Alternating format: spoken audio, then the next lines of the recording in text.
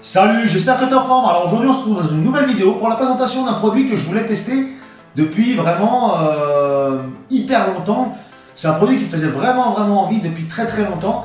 Donc ce qu'on va faire, on va passer tout de suite de l'autre côté de la caméra, comme ça je vais te montrer à peu près à quoi ça ressemble, puis je vais te donner 2-3 indications sur les caractéristiques, et puis après on verra un peu plus précisément son fonctionnement. C'est parti.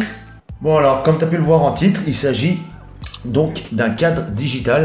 En fait, ça te permet simplement de faire tourner tes photos. Donc ce qu'on va faire, on va l'ouvrir tout de suite. Hop, mon petit couteau. Là. Hop, allez.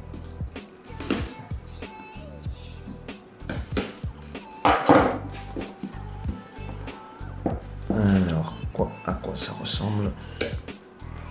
Voilà. Alors, qu'est-ce qu'on retrouve dedans? Une petite notice. Est-ce qu'il y a le français? J'ai pas l'impression qu'il y a le français. Non, c'est tout. Ah si, il y a le français. Si, il y a le français, j'ai rien dit. Impeccable. Donc, on va regarder ça de plus près. Alors, hop. Et ben dis donc, il y a quand même pas mal d'équipements. Donc là, le petit cadre. Ensuite, une petite télécommande. Vraiment bien, ça. Après, qu'est-ce qu'on y retrouve? Ça, c'est quoi? Ça a l'air d'être des pieds, je suppose. Ouais, ça doit être 2 pieds pour le maintenir derrière. Là, si tu veux voir un peu plus près. Hop. Et ensuite, je pense que c'est simplement, hop, l'alimentation. Alors, l'alimentation, elle est de ce type-là. Voilà. Et au niveau des caractéristiques, on est sur du 0,65 ampères max, et donc output c'est du 5 volts 2 ampères. Voilà. Bon, bah écoute, c'est là plutôt simple. On va voir un peu à quoi ça ressemble. Allez, c'est parti. Donc là, c'est le petit capteur IR. IR, si tu sais pas, ça veut dire infrarouge. C'est pour la réception de la télécommande. L'écran fait 8 pouces. Et à l'arrière, on va retrouver donc un bouton play. Gauche, droite, haut, bas, power, menu. Et ben écoute, ça m'a l'air vraiment plutôt pas mal.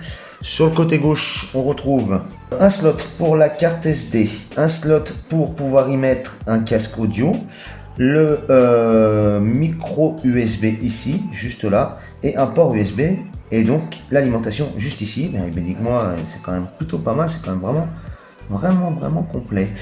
Donc à l'arrière, comme je te disais, je suppose que les pieds ils se calent comme ça là. Voilà, donc pour les mettre comme ça dans ce sens là avec les 2 pieds.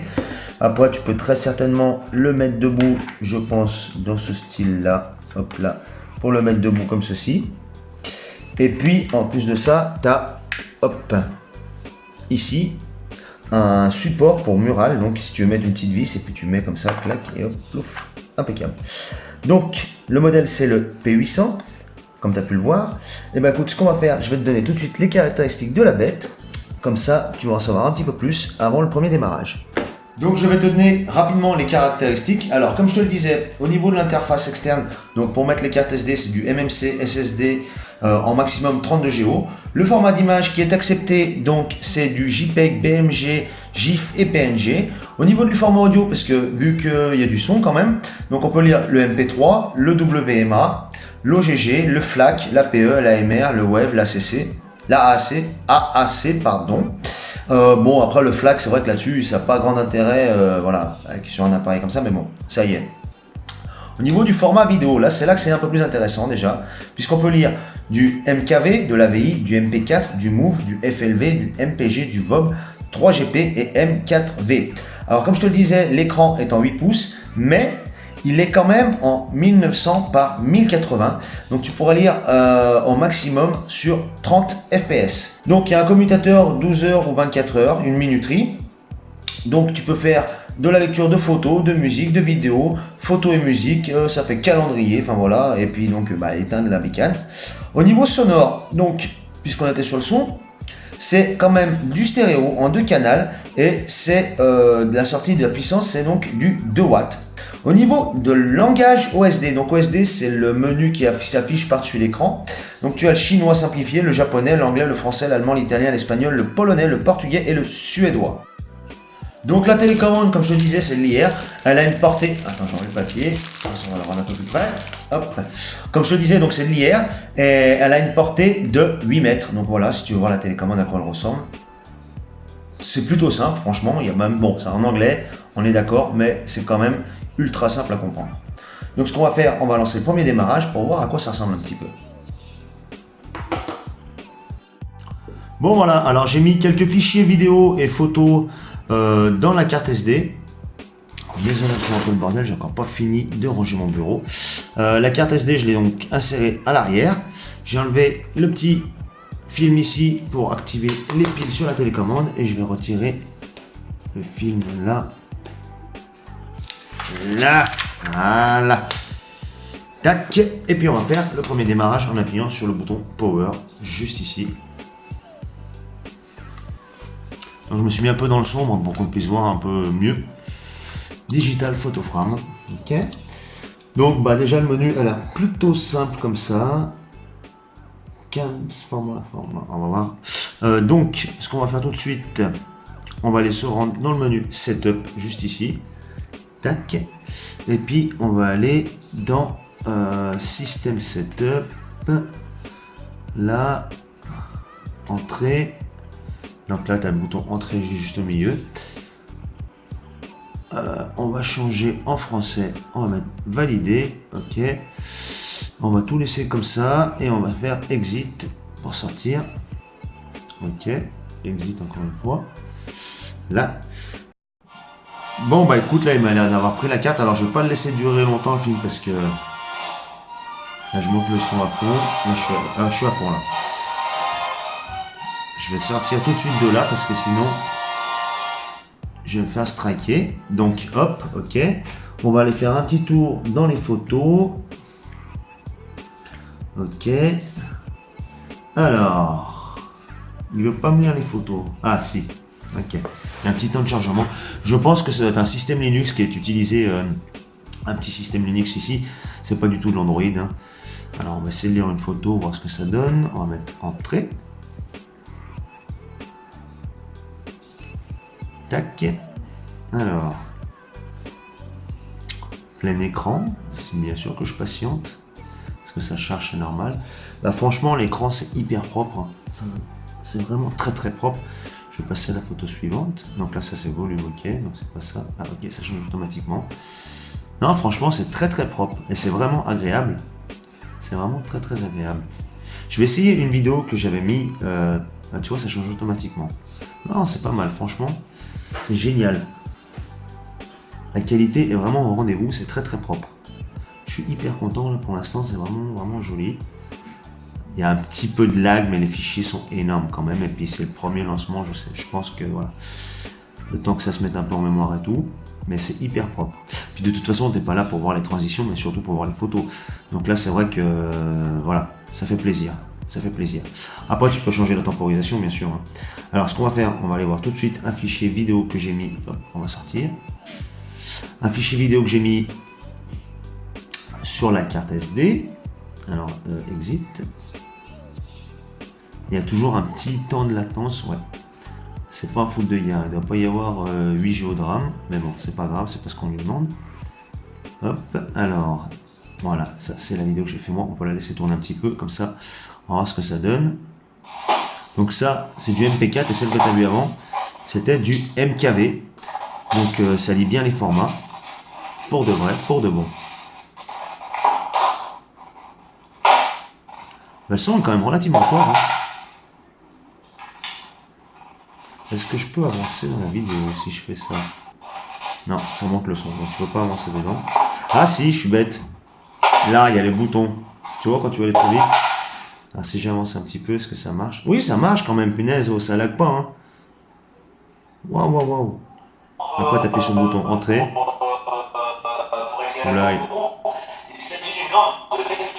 Oula, il a pas aimé l'avance rapide. Alors attends, je vais mettre une pause. Ok, et je vais essayer de leur faire partir.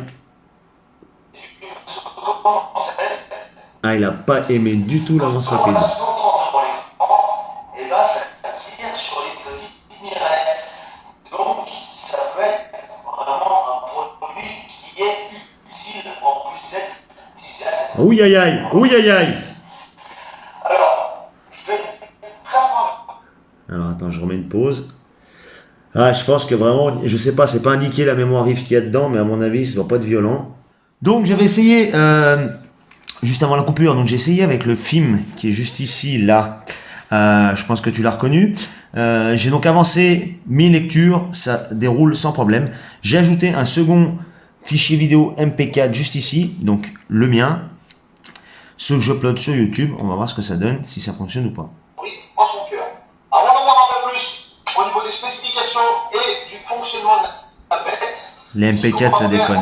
Alors par contre, malheureusement, je pourrais pas te dire à 100% si c'est les MP4 qui déconnent ou si c'est ma carte SD, parce que ma carte SD est en Sharpie. Donc elle a pris une châtaigne. Mes clés USB, je les ai pas là du tout, parce qu'on peut mettre une clé USB là derrière, comme je t'ai fait voir tout à l'heure. Voilà. Donc après, au niveau par contre de la photo et de la vidéo, ça a l'air de passer plutôt pas mal.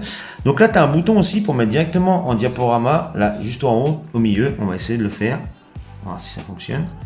Si ça met les vidéos, les photos ou simplement les photos. Je patiente. Donc ça lance les photos sans problème. Non, la qualité, elle est vraiment très très correcte pour le prix. Je te dirai ça tout à l'heure quand je te reprends pour les facecam. Non, c'est très très bien. Franchement, très bien. Je suis très content pour le moment. Hop. Bon, alors on va juste refaire un petit tour dans les menus. Alors, calendrier setup, configuration vidéo, mode d'affichage répété, rapport d'image échelle, bon ok. Musique répété tout, configuration système. Alors, configuration système, degré de gris, ça c'est pour les couleurs, auto power, ouais, donc ça c'est quand tu branches directement, elle s'allume. Alors mode démarrage vidéo, ah voilà. Est-ce qu'on peut mettre rien du tout ou pas? Photo et musique, calendrier, arrêt. Ok, et ben impeccable. Comme ça quand tu branches, il n'y a rien qui se passe. Tant mieux, et ben voilà. Ça on peut le désactiver, c'est super. Exit. Bon bah voilà, je pense qu'il n'y a pas 50 millions de trucs à voir. Je vais te reprendre Facecam pour te donner un peu mon avis tranché là-dessus, puisque je l'aurais testé en moment où je te fais cette vidéo et où je vais te reprendre Facecam. Donc voilà, alors le petit test rapide de ce cas de photo est terminé, parce que je pense pas qu'il y ait 50 millions de trucs à te dire. Alors comme je te le disais, malheureusement, je peux pas te dire si ça vient de la carte SD ou si c'est vraiment un problème de fichier MP4, parce que comme je te disais, j'ai pas mes clés USB sous les mains. Ce que je vais faire, c'est que une fois que j'aurai posté cette vidéo, je te mettrai en dessous dans l'espace commentaire un petit commentaire pour te dire si ça vient de la clé USB ou si c'est vraiment le cadre photo qui a vraiment du mal à lire les fichiers MP4. Bon bref, tout ça pour dire que j'ai acheté ce produit parce que depuis qu'on a les smartphones, je sais pas si c'est tout le monde pareil, hein, on prend des photos de tout et de rien, on en prend des milliers et des milliers. Et je suppose que tu es un peu comme moi, tu en prends 800 photos dans le week-end et tu en regardes une et puis après tu les oublies. Et c'est vrai que c'est un peu dommage par rapport à ce qu'on avait avant, donc les albums physiques à la main, parce que on profite pas de ce qu'on a filmé ou pris en photo. Et voilà, moi ça m'embête un petit peu, du moins parce que maintenant j'ai ça. Donc je vais me faire un gros pêle-mêle de photos que je vais mettre directement dans le cadre numérique, et puis comme ça de temps en temps je pourrais acheter un mec, oh punaise, oui c'est vrai qu'il y avait ça, qu'il y avait ci, qu'il y avait là. Donc voilà pourquoi j'ai décidé d'acheter ce truc. Je te le disais en début de vidéo, je t'expliquais pourquoi j'avais envie depuis très longtemps, et ben c'est simplement à cause de ça, parce qu'on prend beaucoup trop de photos, beaucoup trop de vidéos, et on n'en profite jamais. Et ça c'est 90% des gens, je pense que tu es dans le même cas que moi. Alors au niveau de l'utilisation, comme je te disais, ça fonctionne bien sur les photos. J'ai noté quand même des ralentissements, je pense, parce que c'est dû à un manque de mémoire vive et peut-être de processeur. Alors, c'est vrai que c'est pas gênant, c'est des petites animations type cube, changement de page, mais quand la photo est là, elle est là. Il n'y a jamais eu de plantage jusqu'à présent. Alors, je ne l'ai pas utilisé pendant 50 ans, mais on va dire déjà au bout d'une bonne demi-heure, il n'y a pas eu de plantage, donc je pense que ça va rester tel quel. Et je pense que plus tu amènes de fichiers, plus ça va être long à charger au départ, mais une fois que c'est parti, voilà. Donc voilà, je tenais quand même à préciser ce point-là, qui est voilà, peut-être un peu restrictif pour certains, voilà, qui ont un peu peur. Si jamais tu l'achètes, t'inquiète pas, c'est tout à fait normal que ça lag. Comme je te l'ai dit, c'est des petites machines, donc faut pas t'attendre à des trucs de fou, mais ça fait quand même le boulot pour lequel c'est fait. Ça change les photos, tu vois tes photos, tu vois tes vidéos, t'es content. La musique, eh ben écoute, j'ai essayé le son de la vidéo, donc ça va rendre à peu près équivalent. Alors, Tu peux écouter de la musique, mais ça ne sera pas une super enceinte. Mais ça fait quand même le boulot. Si tu veux un petit fond sonore, ça fait tout à fait le boulot. Donc je vais quand même te donner le prix de ce petit câble numérique qui fait 59,99 €. Donc c'est pas super excessif. Alors bien sûr, c'est pas tactile, c'est un télécommande. Mais des fois, c'est pas plus mal quand tu as des gamins en quoi qui viennent pas tous trifouiller dessus. Tu prends ta télécommande, tu la mets dans un coin et terminé. Puisque les boutons sont à l'arrière. Ben voilà, et ben écoute, si cette vidéo t'a plu, n'hésite pas à mettre un pouce en l'air, à t'abonner juste en dessous, à cliquer sur la cloche, ça me fera plaisir. Laisse un petit commentaire aussi parce que c'est vrai qu'on regarde beaucoup de vidéos mais on laisse pas souvent de commentaires. Et puis moi je te dis à bientôt pour une prochaine vidéo. Ciao.